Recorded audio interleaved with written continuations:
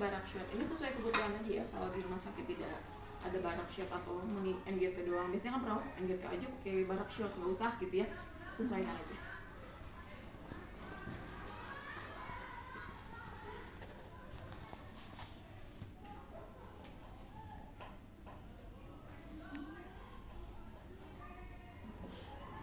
Oke, lalu pakai sarung tangan.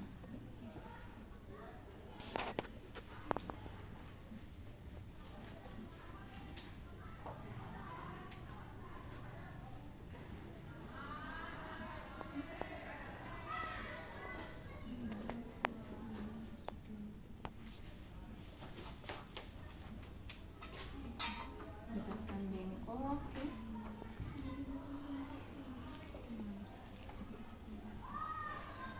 Ibu pentingnya Bu ya, saya pasangkan dulu alas dadanya Ibu. Lalu posisikan pasien head up, kepalanya lebih tinggi ya. Siap ya Bu ya, kita mulai ya Bu ya. Sebelumnya saya mau cek dulu kondisi dari hidungnya ya, karena kita mau masukin ke hidung, jadi kita mau cek dulu mulai dari kebersihannya ya, terus apa lagi, bengkak atau tidak ya, sama kepatenan. Bu, maaf ya Bu ya, saya cek dulu ya hidungnya. Ternyata hidungnya kotor misalkan ya, silakan boleh bersihkan pakai cotton bud kalau ada. Tapi hati-hati kalau bersihkan pakai cotton bud ya, takutnya nanti malah menstimulus pasiennya bersin. Jadi nggak usah dalam-dalam banget ya, bersihin aja yang sekiranya masih terjangkau di sini. Tanya Bu ya, saya bersihkan ya Bu ya.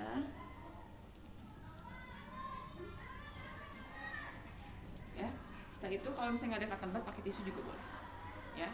Setelah itu baru kita cek kepatenan. Cek kepatenan kayak gimana, kita kan nggak tahu ya mau masuk kanan atau kiri ya. Jadi kita anjurkan pasiennya untuk menghembuskan napas, tapi salah satu hidungnya kita tutup ya. Bu, saya tutup hidung sebelah kiri ya, Ibu hembuskan Bu. Terus saya tutup hidung sebelah kanan ya Bu ya, Ibu hembuskan. Mana hembusan yang paling keras?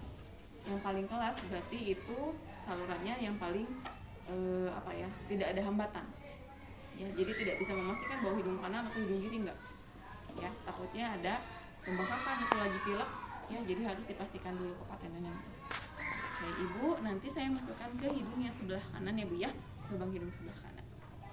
Oke, setelah itu buka kemasan NGT ya.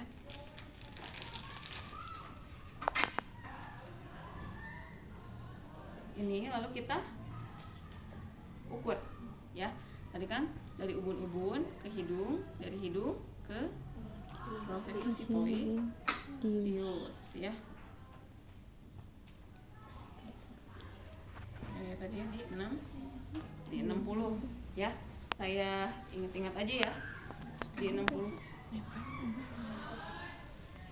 Setelah diukur ya, saya contohkannya satu pengukur aja ya, karena tadi dua-duanya udah dicontohin ya. Setelah diukur, nanti kita siapkan jeli di kasa. Nih ya, jeli di kasa. Silakan teman-teman lumuri si selangnya. Bu, lumurinya semua sampai di batas. Kalau di modul seperti itu ya, lumuri sampai batas tadi pengukuran.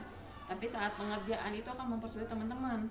Nanti kan licin, masukin nanti akan susah ya. Jadi sebetulnya cukup di ujung, nanti juga akan terlumuri semuanya saat dimasukkan. Oke, ini sudah dilumuri. Setelah itu baru kita mulai untuk memasukkan selangnya. Ibu, saya masukkan selangnya ya Bu ya ke lubang hidung kanan Ibu. Sebelumnya kita berdoa dulu ya Bu ya. Bismillahirrahmanirrahim. Nanti kalau misalnya selangnya sudah saya masukkan, sudah sampai di tenggorokan, Ibu bantu saya untuk menelan ya Bu ya. Jangan ditahan ya Bu ya. Terus, terus.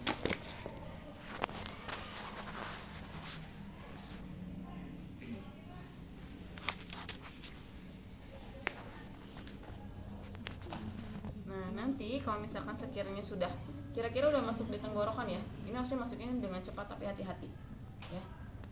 Sudah masuk di tenggorokan, teman-teman boleh anjurkan pasien untuk buka mulut, cek di dalam tenggorokannya ngegulung enggak, karena ada yang nahan itu pasti nanti ngegulung di sini ya. Kalau misalnya nggak ditahan biasanya sudah masuk Pas dicek, oh iya ibu tidak ada yang menggulung. Kalau menggulung nanti teman-teman tarik ya, tarik dulu baru nanti dimasukin. Anjurkan ke ibunya buat jangan ditahan bu, nanti ini nggak bisa masuk ya. Kayak ini sudah sampai tenggorokan, nanti bantu pasien untuk head up, jadi diangkat kepalanya ya, agak diginikan, ditengadahkan ya, karena kalau ditengadahkan berarti nanti saluran pernapasannya ketutup, katupnya, pencernaannya terbuka ya. Teman-teman kalau nelen gimana? Lebih enak nelennya kalau misalnya agak ke atas ya kepalanya dibandingkan ketutup. Dulu ya, sama itu karena di saluran pernapasan sama-sama pencernaan itu ada katup. Jadi kalau lagi gini pernapasan kebuka, maaf, pencernaan kebuka, kalau lagi gini pernapasan kebuka. Ya, katup itu. Bu, bantu saya nelen bu, punten bu, nelen bu. Nelen bu, nelen bu. Telan bu, udah mantap ya. Nih ya, harus sampai ke tanda ya. Kalau dipentem kan nggak bisa ya. Sampai di tanda.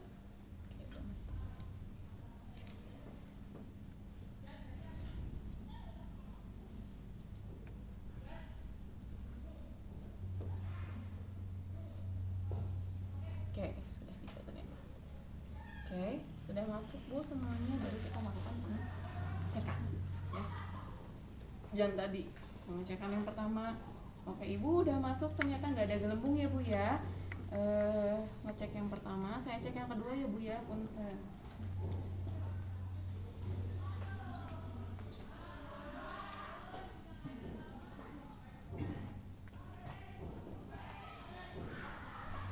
Oke, udah ada suaranya bu ya, udah masuk di lambung ibu. Biar memastikan saya tarik ya bu ya.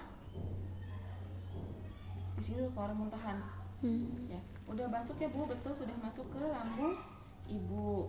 Jadi selang NGT-nya, selang makannya sudah masuk ke dalam lambung ibu. Setelah ini ibu makannya nggak harus ngunyah ataupun nelan ya bu ya, makannya lewat selang ini. Oke, setelah selesai kita ambil tisu ya, bersihkan dulu karena kan masih ada jelly ya, ingus atau misalkan kotoran-kotoran mungkin ke ini keluar ya, dibersihkan. Setelah itu baru kita lakukan fiksasi.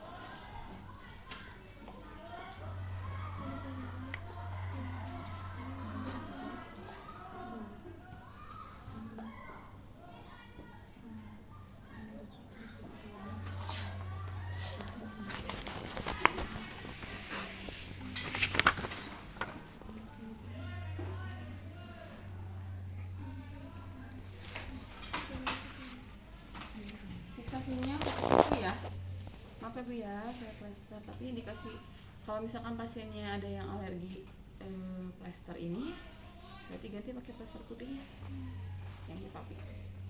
Kalau mau kupu-kupu berarti tarik dari bawah langsung dilipat ke atas ya, nih seperti ini gitu ya, disilangkan. Setelah ini silakan teman-teman tambahkan satu lagi plester, tapi nggak usah panjang-panjang.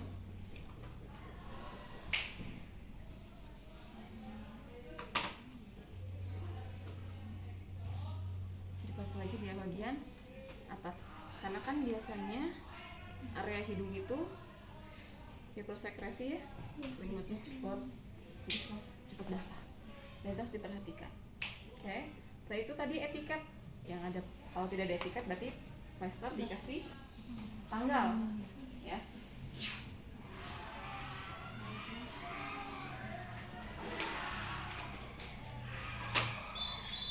Kalau masukinnya di lubang hidung kanan, tarik ke pipi sebelah kanan ya, jangan kanan tapi ke kiri, nanti biaya luntur di sininya ya.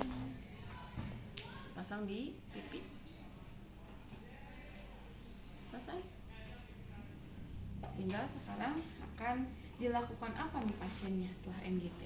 Diberikan nutrisi atau dilakukan bilas lambung ya.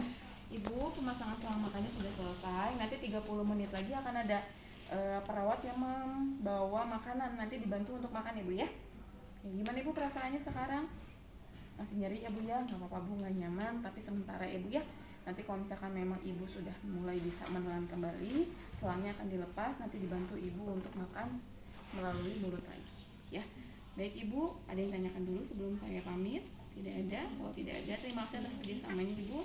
Saya pamit dulu, kalau ada apa-apa boleh panggil saya di ruang discussion. Saya pamit Ibu, Assalamualaikum, selamat beristirahat. Beresin alatnya, selesai. Ya, itu nanti dokumennya pakai selang nomor berapa ya. Terus kalau mau langsung kasih makan makanannya apa ya, responnya seperti apa, tindakannya tanggal berapa, dilakukannya jam berapa ya. Itu, nah sekarang kita lanjut dulu ya ke jika pasien itu dilakukan indikasi NGT karena dia mau dikasih makan atau sulit untuk masuk ke nutrisi, berarti kita butuh sonde. Ya ini speed gede ya, namanya sonde ya, namanya makan per sonde. Jadi ini nanti dipasangkan ke sini ya. Nanti biasanya makanannya sifatnya cair, susu, kalau enggak makanan bubur tapi buburnya cair banget ya itu. Nah biasanya kalau teman-teman sebelum makan apa dulu? Minum ya, sama ya, nanti urutannya juga kayak gitu pasiennya, siapkan minum, siapkan susu walaupun memang cair ya. Jadi yang diawali oleh teman-teman masukin ke pasiennya adalah minum. Ibu, ini makannya udah datang, saya bantu untuk makan ya Bu ya. Kasih dulu minum, misalkan masukkan di sini 20 cc ya.